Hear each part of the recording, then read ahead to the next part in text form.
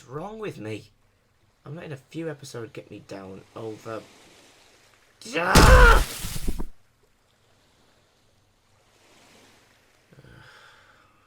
What am I doing wrong here? I mean, I'm not the only one who dislikes these episodes, but all of them are just so... Excuse me.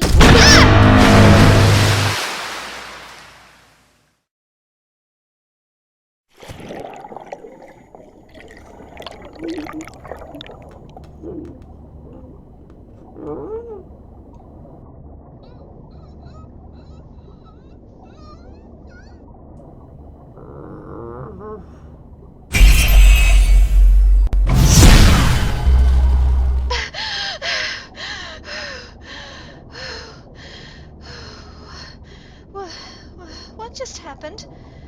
Where am I? And what happened to my wheelchair cart? Hold on. Am I breathing underwater now? How is this possible? Who, what, where, when, sometimes why? You ask way too many questions. You know that? I'm aware of what I just did to myself. Didn't really have time to think of a form. But that's beside the point. Why did it need to work for you? Huh? What do you mean? Oh, the tail that I had before. It's not really good for swimming. I'm not really a sea pony. I'm just a regular old unicorn who lost her hind legs. There are just so many questions I need to ask right now, and I don't even know where to start. Well, how about we start with introductions? I'm Ripple Effect. It's nice to finally meet you, editor. Wait, how do you... Bright Idea is my friend. She said that you needed some help getting back into your usual self again. Ugh, always ponies interfering with my business. Hey, she's just trying to help you. What's the harm in that? The harm is that this is my inner hate, and I'm trying to deal with it. Not trying to get everyone else down because of it. And with that, you don't even realize that you not showing your true feelings is doing exactly what you're trying to avoid. Ugh. Okay, Ripple, was it? This is the problem. Season 8 so far has been nothing but a disappointment for me, from episode 1 to 5. That's why I have no hopes for episode 6. I want to go back to the days where I can enjoy watching an episode and come back pleased that I am not wasting my time. However, so far, that hasn't happened. If anything, the opposite. Okay, fair enough. But have you even watched episode 6 yet? Nope. So, how do you even know that it's bad? Alright. If I watch this blasted episode, will you all stop bugging me? Okay. But we're gonna have to dive down so that we can find my wheelchair cart so that I can go back up to the surface so that we can watch the episode. No need. We're here now and I can watch it here. Okay, first question. How? You got some special TV creation magic in you or something? Second, and I should have asked this earlier, how did you do this to us in the first place? You're an earth pony. Warp magic, and it would take too long for me to explain how it works. I will it and it happens. For example.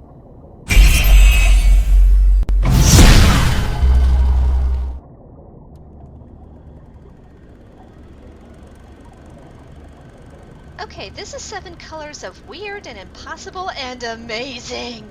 It's nothing much. Right then, let's see what we've got here. 20 minutes later. Editor? Editor? Hello? Okay, I am seriously weirded out right now. I guess I'll just leave you be and see if I can find my wheelchair cart somewhere on the seafloor. Great watching the episode with you. Bye. Ow! Hey! What was that for? You! Collab! Now! Okay. Ocean man, take me by the hand, lead me to the land that you understand. Season 8 episodes 1 to 5 were abysmal. They were either poorly written, not executed effectively, predictable plot lines, and just plain cringing to the core. But this one, my emperor, this one, episode 6 of season 8 has become a shining example for all episodes to follow. Character development at its all-time high. The animation is just spectacular, and the overall feel and atmosphere of it is second to only a few. Hello there my friends, I am the editor and welcome back to Cut and Print, and today we will be looking at Surf and or Turf. And I know that the title alone is a pun to surf or turf food, but I will make an exception this one time because of how I'm feeling. Now joining me for this is a very special guest brought to you all the way from under the sea, Ripple Effect. You and I are going to be talking about this later. That actually hurt. But anyway, hi ho bronies and Pegasisters, Ripple Effect here, and I am happy to talk about this episode today and show you all the wonders of the oceans and the land. I'm sure we'll all love to see that. So let's begin. This episode starts off with the Cutie map calling the Cutie Mark Crusaders. This episode hasn't even been running 5 seconds, and at this point it's already pondering fan wishes and interesting scenarios. Ever since the episode A Royal Problem, it has been hypothesized by a lot of fans that the map can summon any pony it quote-unquote chooses, even ponies who aren't necessarily connected to the map. And this episode basically confirms that. It's a great way to explore both world building and character development. Score 1 for episode 6. It turns out that they have been summoned to Mount Aris, which is... okay, I'm gonna admit this is confusing at first. Even the episode early at the beginning, they point out that when they arrive out, that the CMC won't be solving a cutie mark problem because, well, hippogriffs don't have cutie marks. So the map called them here for a different reason, adding in mystery and suspense. Another good start. But before we get off on that, I would like to point out another interesting thing here. Twilight is accompanying the CMCs on headmare duties because of the friendship school. Finally, Twilight learns that she doesn't need to be called on by the map to go to the same place that the map goers are going. I was seriously getting sick and tired of that method of simply writing a character out of the story. And the episode also gives us a few good reasons for why she is going. 1, she can act as chaperone for the smaller fillies should they get into trouble. This was a great way to address the concerns any fan might have about the CMCs going to such a faraway place by themselves. 2, Twilight had been wanting to learn more about the cultures of hippogriffs and sea ponies now that they're no longer under threat of the Storm King.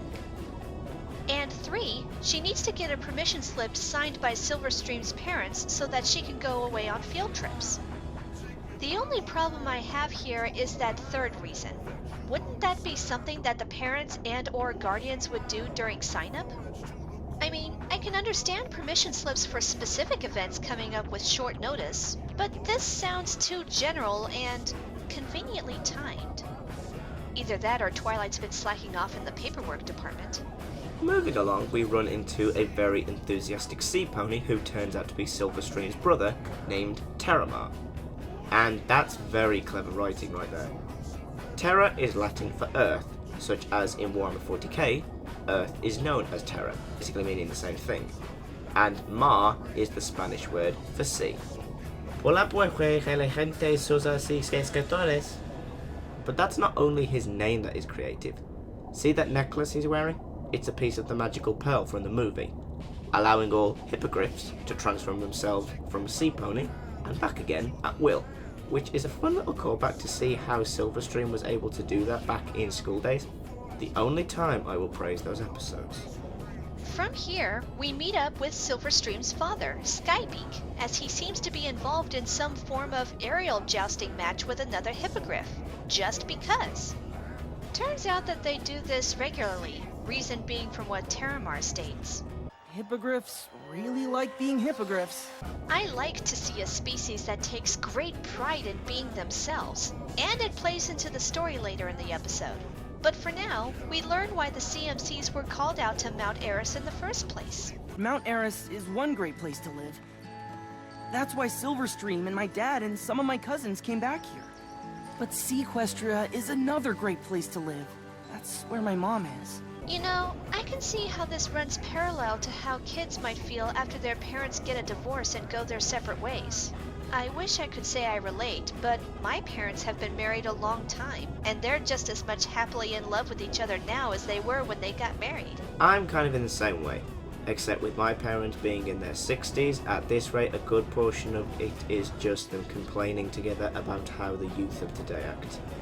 It gets annoying. Anyway, from this point on, the episode shows us just why the CMCs were called.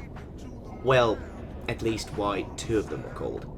Apple Bloom doesn't really do anything in this episode, but I guess it would be too unfair to include just the 2 of the trio, so she's just there for moral support and comedic timing. So let's look at this, shall we? Terramar is torn between living on land or living in the sea. We have already seen that the land variety of the Hippogriff's culture is very happy and enthusiastically and friendly environment. The characters are pleasant to be around, there's breathtaking views which honestly makes where they live look like Rivendell from Lord of the Rings, and there is a genuine feel of joy and appreciation for being a part of who they are and where they live. Not only that, but Skybeak is a great father figure. He's kind, charming, very strong connected to his son, and shows love and tolerance towards the ponies of Equestria, even using his species' own terminology in conversation. Attention, every Griff! Princess Twilight Sparkle is here! She's Silverstream's teacher. Technically she's one of 6 teachers, but yeah, I guess she's the only relevant one right now. But anyway, the one character that stands out the most on land is Sweetie Belle. She's always been known to having a tune to her voice and a love for music. So when she discovers the harmonizing heights and what elegant sounds come from there, then of course she would just fall in love with the place. The hills are alive with the sound of music. That, and I'm stretching it a bit, but when Terramar is explaining it, he makes it out to be that One Emperor's New Groove meme. When the sun hits that ridge just right, these hills sing. So yeah, with all this, Sweetie Belle is biased towards the land variant. But you haven't been to Sequestria yet. How can you even compare them? Thank you! And making sure we see both sides of the coin, our next stop is Sequestria, which means we're going underwater as Terramar transforms the CMCs and Twilight into sea ponies. And I am so happy to see the movie design remade into show-accurate animation. I wonder, did they watch my School Days review? Because this is what I said the movie should have been like. So I am extremely happy right now. And with this, we get to look into life as a sea pony, and it looks amazing. After referencing the opening to The Little Mermaid, we get to meet Terramar's mother, Oceanflow. Now, canon-wise, she is Queen Novo's sister, so it does make sense for her to want to live in the ocean more since the Queen herself is said to live down there. And just like Skybeak, she is an open mother who cares for her children and is loving, supportive, and overall a kind and inviting host to her visitors. Not only that, but just like in the movie redesigned to be show accurate, the animation here is amazing. So many colors, so much to see under the sea, and it makes you feel submerged, pun intended, into the life of the ocean. But the real focus here is on Scootaloo and how adorable she is while she is swimming because she says it feels just like flying. And technically speaking, swimming and flying are not really that much different from one another, just a difference in the density of elements. I remember as a kid, I had learned that astronauts would spend part of their training being suited up and placed in tanks of water because the sense of weightlessness while in the water feels similar to that while in space, and therefore it can be linked to flying. And considering that Scootaloo is a Pegasus who hasn't been able to fly, it makes perfect sense that she would be the one who would be enamored by being a sea pony. So with that, we have 2 great places for Terramar to choose from. Now all we need is the pony version of Kirsty Allsop to turn up so we can make MLP location. However, this doesn't solve anything. In fact, it made even more problems. We end up with Sweetie Belle and Scootaloo turning into the angel and devil on your shoulders, arguing over the pros and cons of each environment. But they're not content with just talking about it, no, oh no.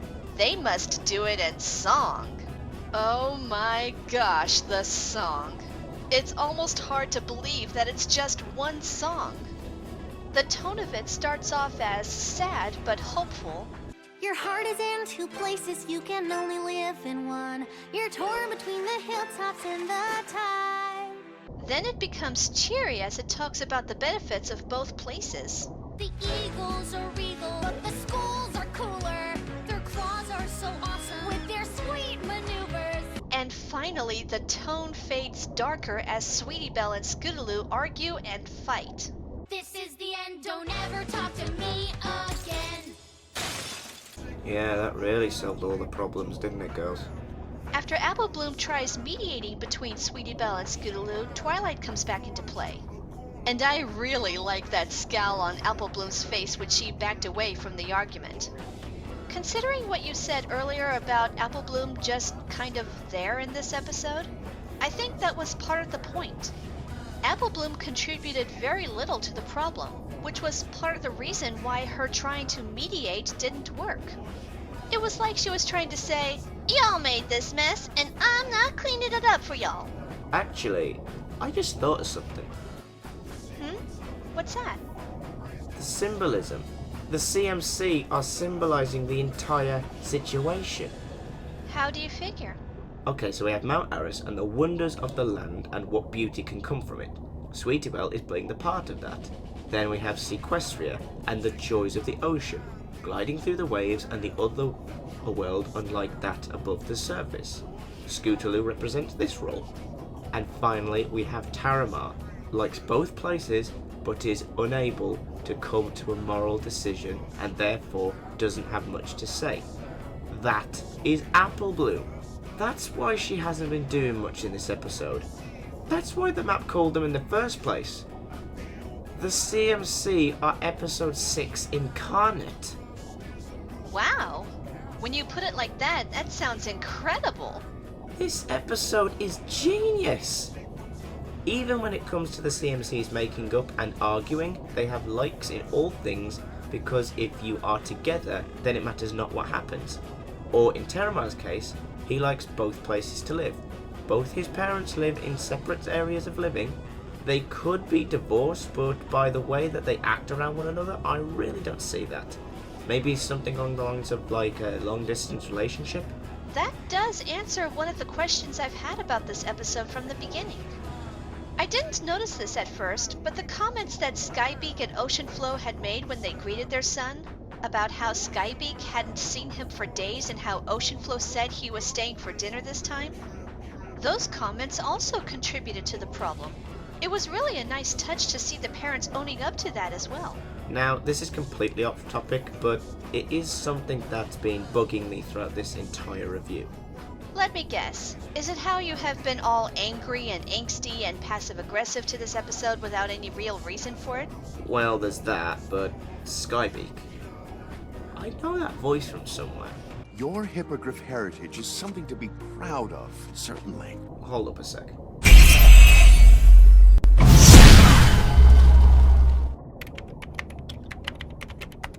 Question: how?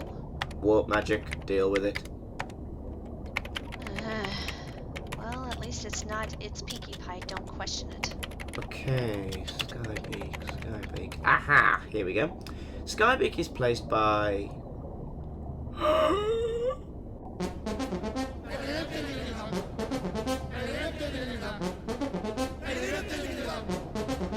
Oh, this is hopeless, Bright.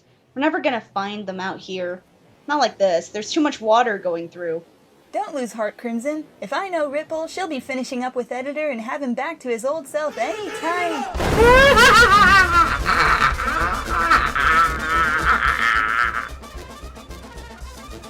Now?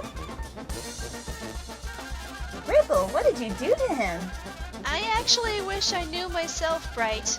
He just suddenly started screaming in joy, and now he's like this. Jeez, I haven't seen him like this since we spent our first night together. What? He was a wild one, what can I say? Brian Dobson! Brian Dobson! Okay, cool. Cool, absolutely. Who's Brian Dobson? One of the greatest voice actors of my time, babe.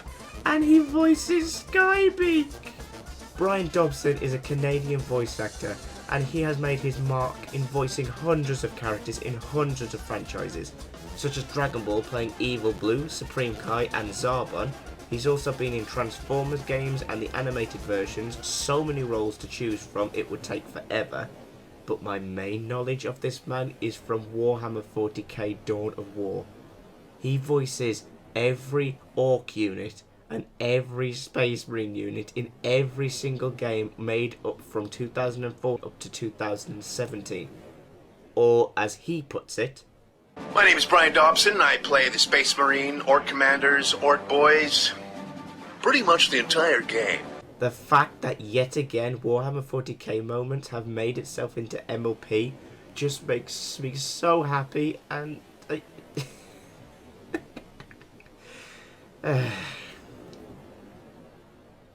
okay. I am willing to forgive episodes 1 to 5 of season 8. If this is the quality that the show can produce from now on, I am more than willing to give it a chance. Oh, that's great! I'm so happy for you. Good job, Ripple. I knew you could do it. Thanks, Bright. But we're not done yet, editor. Ah, no, we're not. Well, where do I start? How about the overall event? The story is about choosing between living in two places, which mostly happens in a child's perspective if their parents have divorced.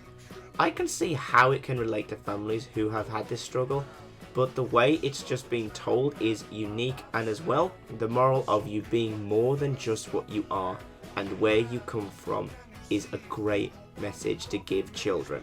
What you are is important, but not as important as what do you want to do with your life, and giving yourself the time to make the decision on your own. Terramar is a pleasant new male character. I had been hoping that we would get in a young male character in MLP as protagonist and supporting character since first watching School Days, and this episode develops Sweetie Belle and Scootaloo's interactions with each other, and with each environment was perfect. And Terramar's parrots were written quite well too. The music is stellar. The background music in Mount Aris sounded majestic and airy, while the underwater scene sounded very mystical and smooth. And the song was a great piece that summed up both the pleasant parts of the dilemma and the darker parts of the conflict. Maybe it's just me, but I think the background music during the moral delivery sounded like a combination of both Mount Aris and Sequestria themes to symbolize their unity. To complement this is the animation. It is spectacular, and the continuity nods to both the movie and Flight to the Finish are fantastic. Also, confirming that the cutie map can call on any pony now opens so many doors, unlike other map episodes. Overall, my friends, this episode gets gold. For little hiccups here and there, it is perfect. And I'm gonna be honest here, Surf and Turf is now my third favourite episode in the entire show. And I think with that is a good way to end this video. And Ripple, thanks a lot for helping me out today. No problem, editor. But you are going to help me find my wheelchair cart and turn me back from sea pony to unicorn so that I can get back to my life on land. I got you covered.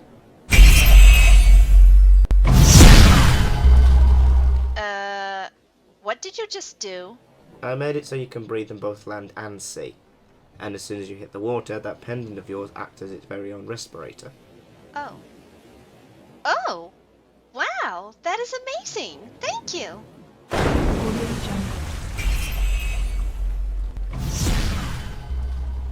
Least I can do is help you find your wheelchair. Babe, as soon as I'm back, you and I are having beach fun. Then Bright, we're all going out for ice cream. My treat. Yay!